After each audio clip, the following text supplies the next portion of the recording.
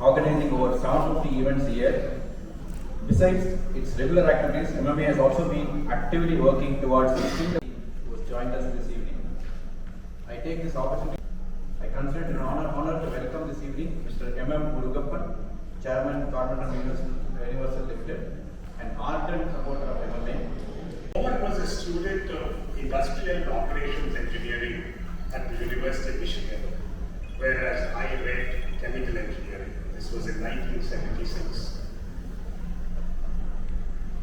And I got to know Mohan first as my tutor because I had to take an elective course in Industrial Engineering. And the only way I could crack that subject would have Mohan as my tutor. And then from his tutelage began a friendship which has lasted so long, and a friendship which is now almost family. And it's really an honor and privilege for me to have met Mohan that many years ago and then continue. And I've lived Mohan's dream. I've had the privilege, the rare honor and unique privilege of living this dream. And I must now leave it to Mohan to share this dream with you, because I see a wonderful cross-section of people, ranging from active members of the MMA, some outstanding professionals, a lot of students, young people, and I'm sure they have many questions for you, Mohan. But more importantly, let me ask you my first question.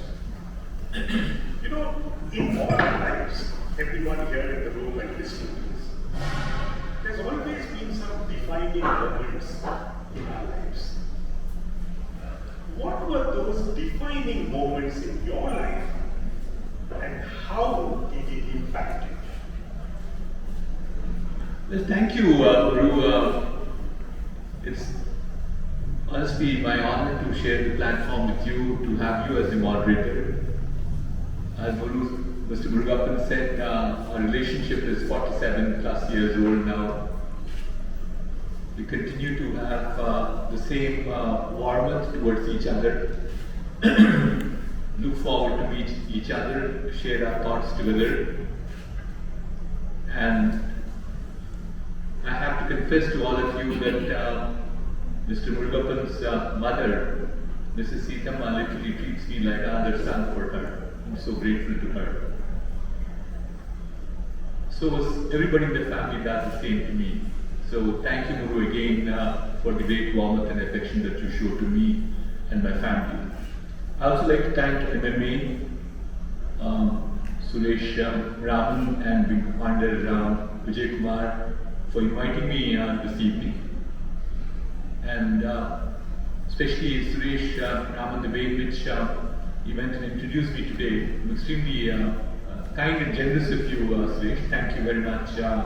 Thank you to Group Captain Vipander Vijay Kumar. Having said that, let's move on to the topic of what we're talking about. What are those defining moments in life?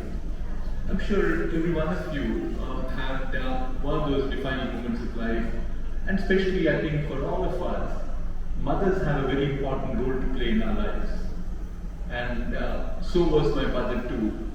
And the very specific incident I narrate in my book too is that I was in class 7.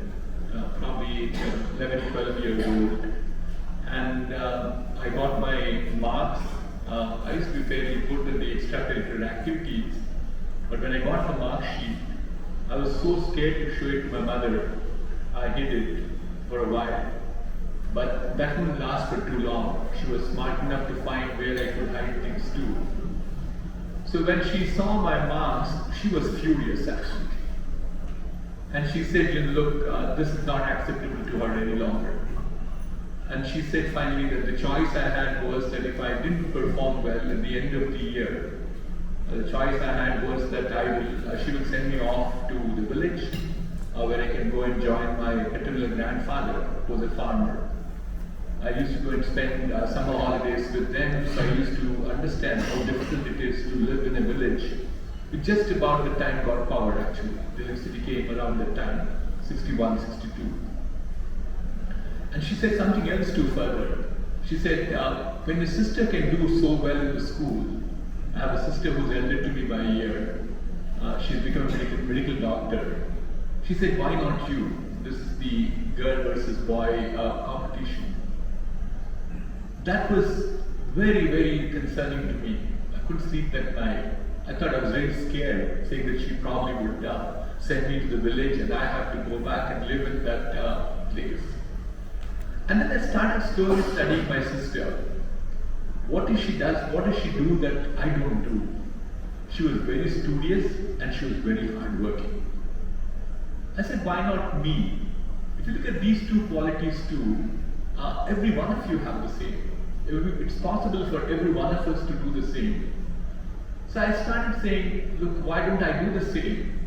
And one led to the other, where I started slowly discovering, saying that, look, if I do better, I compete with myself to say I do better and better. That's how it's a very positive, vicious circle that goes on. You do good, you want to do better, you want to do better, that's what goes on. So that, what led me is basically what I keep saying is I was in pursuit of excellence. I constantly was saying I have to be the best.